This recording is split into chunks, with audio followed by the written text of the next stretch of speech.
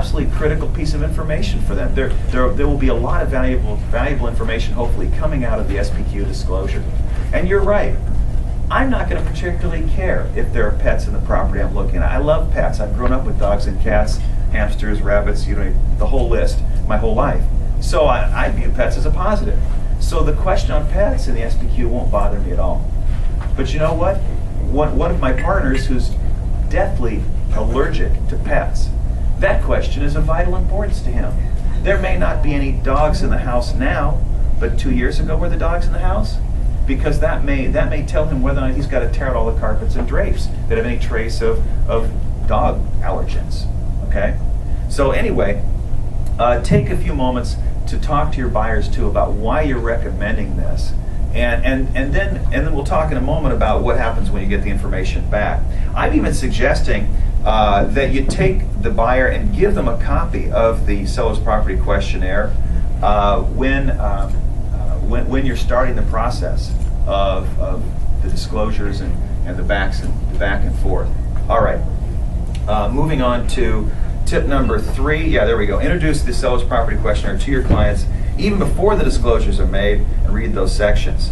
A quick reminder, next slide, this is company policy for you, and I applaud Jack and Jim and this company for doing it. This is your company policy. Don't miss that. That box at 25D on the RPA should be checked selling agents.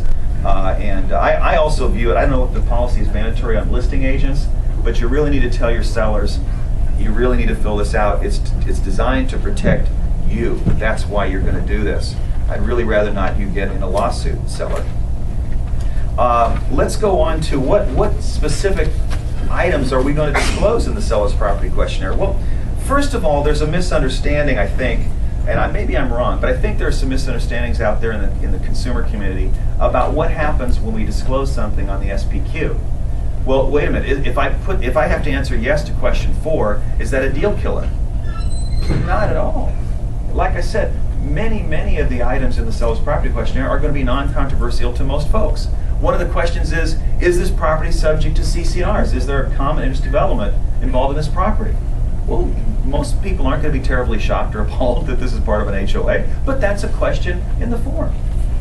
Pets, what have you. Many of these things may be material in certain circumstances, but they may be completely immaterial in most. What is the definition of material? Something to affect the buyer's decision to buy at that price. So again, sellers and buyers need to be told, sellers, you're making out the disclosure, this is not necessarily a problem. But the issue is that it could lead to something that would prevent a problem if there's a particular issue that you may not think is significant, but the buyer does. Let me give you a classic example. There's well-established case law for 25, 30 years in California that when you make a repair to a piece of real property, even if the repair is completely successful, you have to disclose to the prospective buyer that past repair. Wait a minute. I spent $25,000 rebuilding this roof because I had these leak problems 10 years ago. And I've got to disclose that? That makes no sense at all. Really? Well, that's an understandable, but somewhat an optimistic viewpoint, isn't it? Because in saying that, you are assuming that the repair that you made was absolutely corrective of the problem. That assumption may be wrong. You may have been let down by your repair contractor. You may not realize the roof is still leaking and there's some dry rot that's going to be discovered a year later. So California case law has said very clearly, you have to disclose past repairs to the property. Not just defects or problems, but the repairs to the problems. A lot of your HOAs are getting in trouble with that right now. They don't even realize it. They've been through defect lawsuits in the last 20 years. They've made major renovations to the property, or not. And everybody conveniently has forgotten about it 10 years later. None of my clients yet have been knocked on that by that, but I don't know about the other folks.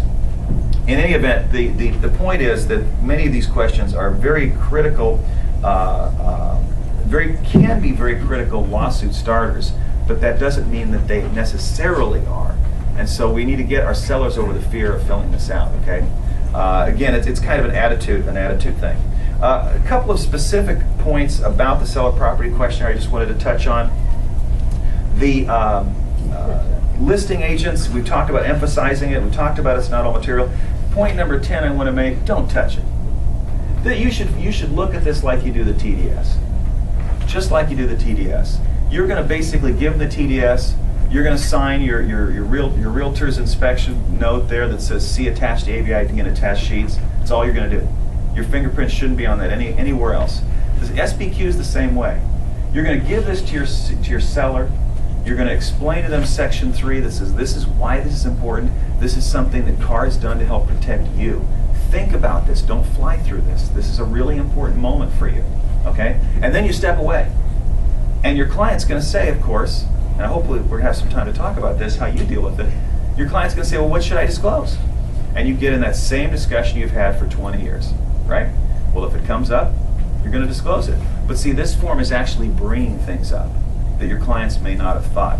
So don't touch it.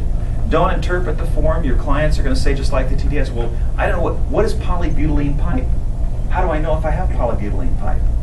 Now, in answering that question, you are stepping outside of your profession, right? You are. Because polybutylene pipe is a specific variety of plastic pipe. And I can't tell you as I stand here exactly how do I tell polybutylene from polyvinyl chloride or any of the other plastic pipe products. I don't know. Well, we don't want to get in the area of telling our clients how to make construction evaluations of the property. We don't want to go there. So whether it's interpreting some of the technical terms in the document, or whether it's interpreting the questions as a whole and telling people what kinds of things they should include, you really want to say, client, I can't possibly tell you all the information you have. I can't possibly tell you what you should put down. These are pointers, these are prodders to help you think about it.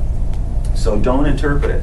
I don't know if any of you come up with this, but you'll have people who will say, well, I have arthritis. I can't write. Does that mean you're gonna be their secretary? God, no. Well, they say, well, I have language issues. Can you translate this for me into Armenian, Japanese, Spanish? You may be conversant in those languages, and that helps you in that particular cultural market. Well, that's great. But when you get to translating legal documents, disclosure documents, you're not going to go there. You're going to say, you know what? I can't be your translator because now we're talking about legal stuff.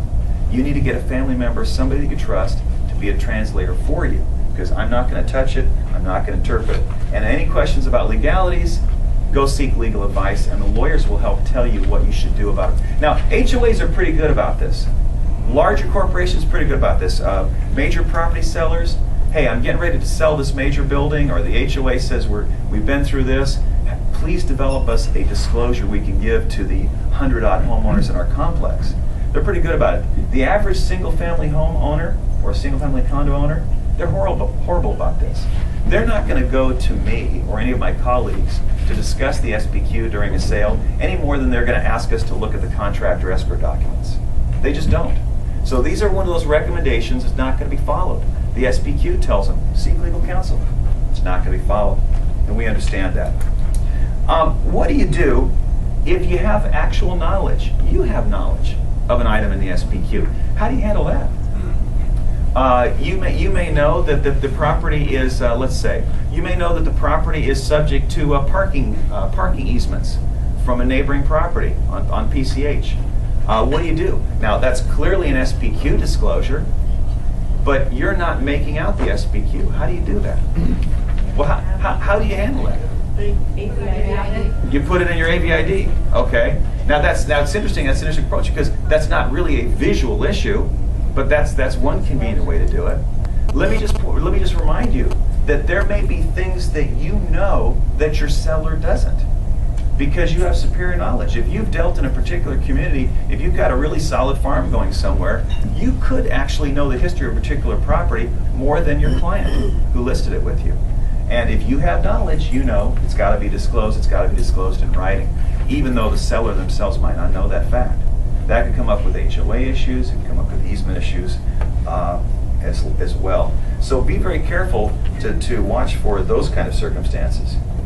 Now, let's talk about the selling agent side. The information comes in, whatever it is. We've got a seller that you've made this a condition of your offer. You followed company policy. The seller has provided a seller property questionnaire. They've signed it. They've sent it to you. Now, what do you do with it, selling agents?